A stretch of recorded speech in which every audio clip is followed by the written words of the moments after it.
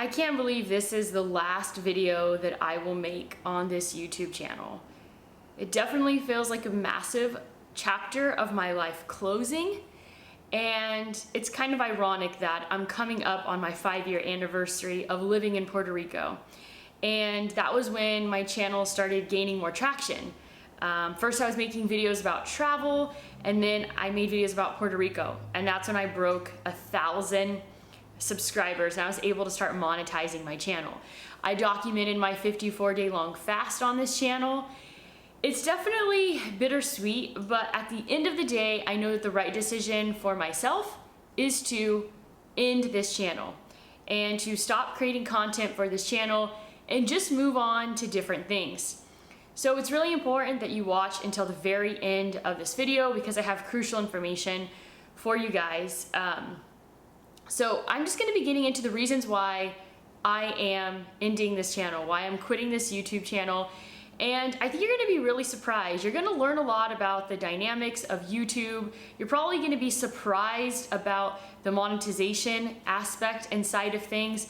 But I think it's just really important to share everything and to give you all of the reasons why I'm deciding to do this. And obviously it's never an easy decision, and YouTube was something that I wanted so badly, and it was so exciting over time to grow this channel and reach huge milestones, but it's been overwhelmingly challenging and it's not paying off. And so obviously nothing is an overnight success, but when you have been at something for 5 years and you feel this type of like stall in growth, and for so long it has felt like my channel is dying versus growing and thriving and building. And it's a really unfortunate thing. I know that I don't probably give this channel the time and the dedication that it deserves. I probably don't even give my subscribers the time and dedication that they deserve. But for me, like, one huge aspect of YouTube in terms of growing the channel, growing the audience, connecting with the audience, is communicating with people through the comment section. And to be honest with you, I haven't looked at comments in months for a variety of reasons. Every time I go to the comment section, there's typically some things that are going to happen. I'm gonna probably find a really negative comment that's going to potentially ruin my day, replay over in the back of my head. And so I have created these boundaries that I know that I don't want to be exposed to that. I don't want to allow that type of energy into my life. So in return, I just can't look at all of the comments. And you would think like, oh, why don't you just pay someone to filter through? A few things. Number one, I don't like censoring people. So I don't want those comments to be deleted. I want people to show who they really are. And two is, this channel isn't making enough money for me to just have someone on the side to pay to filter through all of the comments, all of the negative comments. And trust me, I have tried to like only find the good ones. It's impossible. It's an all or nothing situation. So I haven't been interacting in the comments for months, and I have felt a disconnect from my audience. I don't even know what kind of content that they actually want because I have set these boundaries. And I know that the boundaries are important for my mental health. But I've been, doing the YouTube thing probably for approximately 7 years. I know what it's like for people to say certain things on the internet. But what I've learned through all of this is that you can't put too much value in the nice comments that people say, because then if you do, then you also put value on the negative comments. So it sucks that I've had to put myself in a situation where I can't accept the gratitude, the appreciation, and the love that some people give me because I have to just put all comments in the same box, in the same category, and compartmentalize them as just holding no value, which is unfortunate because that's such a cool thing about YouTube and connecting. This channel has not been profitable for a long time. This has just been an act of love in a sense, but I really question myself, am I actually loving and enjoying this content? For example, the last 28 days, my YouTube channel has made about $160 in Google AdSense. That is nothing. When you think about all of the subscriptions that I have to be able to put the YouTube videos together, it's like making pretty much nothing or even negative at the end of the day. So just to kind of give you a landscape of what this channel has made over the years. This channel never broke $1,000 in the previous 28 days of Google AdSense. But what I can say is that my channel was not, it was basically just doing okay for a period of time. And then there was this gigantic spike that was like straight up. Okay, and my channel peaked at making $10,000 in 1 month. And then it went back down, okay? So there was like one big spike. And what happened was a lot of these crypto companies were paying generous amounts of money to do sponsored videos. And so there was a ton of opportunity to do sponsored videos, which I waited a long time to accept sponsored videos. I was getting, for a whole year, I was getting requests to do sponsored videos, and I didn't even open up that email associated with my YouTube account because I was so intimidated by the sponsors and I didn't know exactly how to approach them. And so my channel went from making like $10,000 in 1 month to hardly anything the next month, like $500 or even less.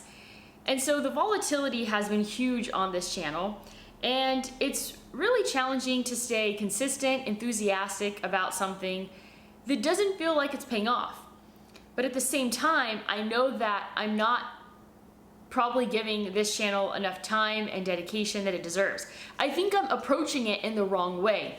And I feel like my approach has made it challenging to be more successful on YouTube.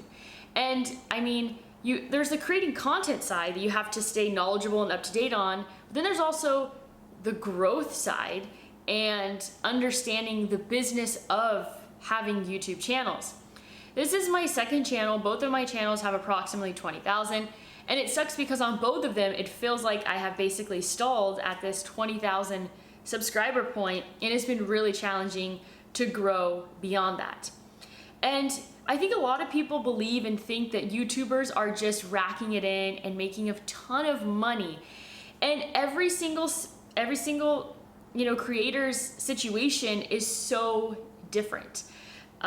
You could have, a few thousand subscribers, but have, a niche that gets you really big sponsored videos. And so it's just a time when it comes to the space that I speak on, Bitcoin and cryptocurrency, where the bear market makes it a lot more challenging. And, I don't want to take just any sponsorship opportunity. I want to be thoughtful, intentional, and actually speak on products that I truly believe in and I think that my subscribers can find value in. I've also found it really challenging to find the joy in it. Like, I don't get excited about making a video, and I'm sure that comes across in my videos. Another big challenging aspect is controlling the bots, and that's another reason why I've avoided the comment section, because it's so overwhelming with just all these fake profiles that are putting these WhatsApp numbers, telling people to send them Bitcoin. And so the scam aspect is really challenging.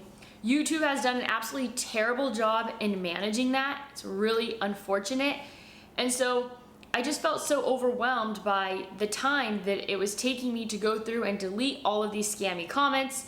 And it's just like I shouldn't have to be focusing on that. YouTube should step up and really create better protocols and systems to manage that. And they know that it's terrible when it comes to the crypto, the Bitcoin space, that these channels are just drowning in these comments in the sections. And so that's been just something that has caused definitely a lot of stress and made me avoid the comment section. I think that it's important for me to move on from YouTube to focus and put my energy towards other projects. It kind of just feels like, for me, I don't like loose ends in my life, and YouTube sort of feels like a loose end in my life. And so by just cutting off and ending things, it's like, I feel like I will find some freedom from it. This does not change how I feel about Bitcoin. It has nothing to do about that.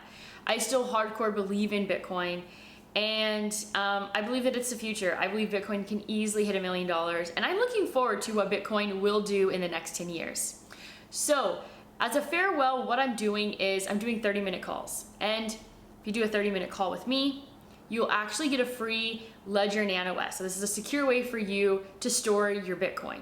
And so I have a link down below if you want to book a call with me. And what will happen is you'll get the call, and then I will also send you a free Ledger Nano S for yourself, or you can give it to someone that you know. What happened was back in 2017, I was going door to door and just teaching people for free about Bitcoin and showing them how to purchase it and everything. And so what I did was I bought like 50 Ledger Nanos on Black Friday, and I would sell them to people because I got them at a discount. So when I sold them to them, I was basically making, a little bit of money, basically gas money just to get to the person's house, not anything. So I have all these Ledger Nanos because then Bitcoin went down and people didn't care about it anymore. So I have all these ledgers that I'd like to give you guys for free, so you have a free and secure way to store your Bitcoin. I mean, before I go any further, I just want to say this is an April Fool's video. Happy April Fools. But everything I basically just said is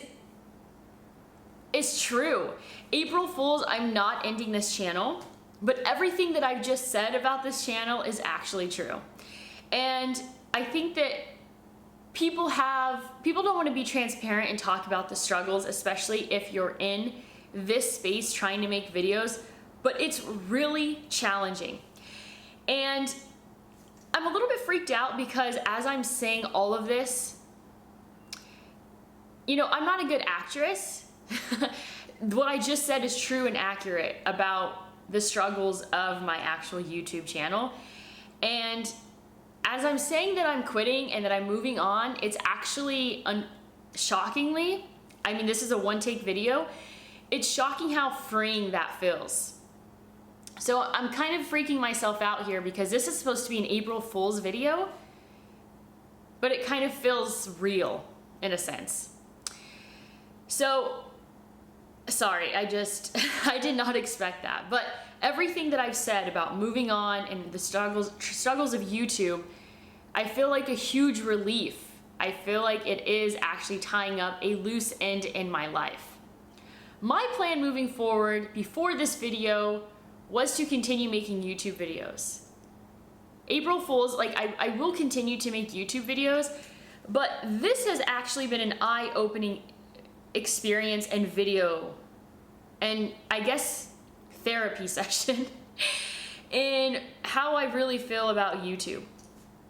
And I guess that I really am not super busy with my other businesses or other things going on, that it's like, yeah, I'll just keep kicking the can down the road, keep this channel somewhat alive.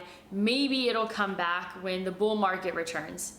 So I apologize. There's like a lot of, I guess, emotion in this video. I'm going to continue making YouTube videos, but I am a little bit freaked out about how relieving everything that I just said felt. So I'm just being as transparent as possible. I am gonna do the 30-minute calls, and I will be sending people that book the calls a free Ledger Nano S. So I have a link down below for Calendly if you'd like to schedule that 30-minute call.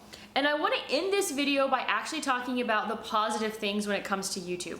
When I think of YouTube, my YouTube channels, it's really easy to initially just think about the negative things, right? The negative comments, the negative things that have come out of it, the lack of privacy that I have in my life, the amount of transparency that I've had to shown to grow my channels. Letting people into my life is a big thing. I feel like I've opened myself up, and I've been super transparent on this channel about finances, on my other channel about my health and wellness journey. And so there actually are positive things that have come out of YouTube, and I don't reflect back on them as much as I should. When I think about YouTube and how the negative things that come out of it, I need to very quickly redirect my attention to all the positive things that have come from it. So one thing that's really cool about YouTube and making videos about Puerto Rico specifically is how many people I have met through YouTube.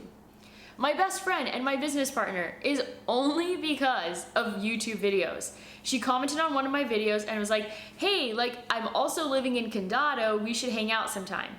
And at the time, I thought that I was being catfished, so I was like, oh, send me a message on Instagram.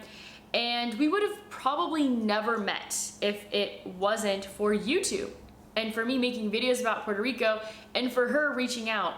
And when I think about almost all of my relationships here in Puerto Rico almost all of them directly connect back to YouTube and making videos about Puerto Rico, which is really cool. So pro tip, if you're looking to meet people in a new city, make YouTube videos about the city and you're probably gonna meet a lot of people.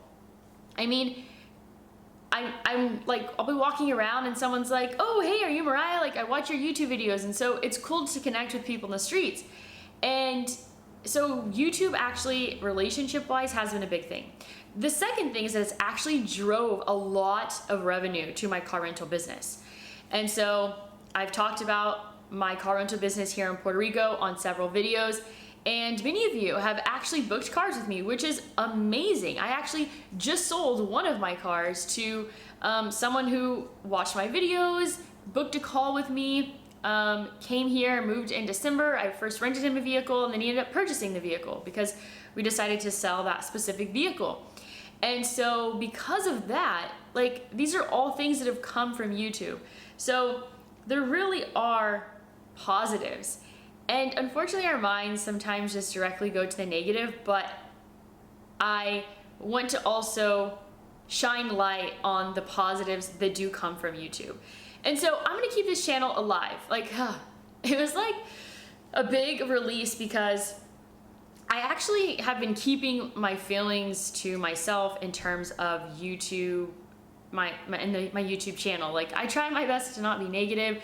And it's like, I have been having those feelings that have been building up over time and like potentially not creating videos on this channel anymore. But actually, moving forward, I am excited for this channel. I plan on getting back to doing more content on Puerto Rico. I plan on using this to share the island with you. And if I start other businesses here or other businesses in general, I think those are something really cool to share with you. I think part of the reason why I also feel like my channel has been in a bit of a rut is because personally, like, I do feel like in a little bit of an entrepreneurial rut. I mean, I spent my early 20s just like starting business after business and no fear. And it's been really challenging over the last few years because I've invested a lot, I've lost a lot, and I feel more timid to make a leap and to try something new. And so I am, though, feeling a bit of a shift. 30, I feel like turning 30 has done this to me. I have felt a bit of a shift when it comes to like getting back into the swing of things and creating momentum and starting new businesses and growing the existing ones that I do have. So I want to thank you for your support. Thank you for sticking with me to the end. I felt like I needed to say like this is an April Fool's video as soon as possible because I had a very successful April Fool's video 2 years ago and it was about leaving Puerto Rico. And so, I mean, I see people all the time and they're like, Mariah, I thought you left. Like Peter Schiff the other day, he's like, I thought you left Puerto Rico. Like, what are you doing here? And I'm like, Peter, that was an April Fool's video. You gotta watch until the end. So that's all that I have for you today. As always, go out there and create a portfolio that you love.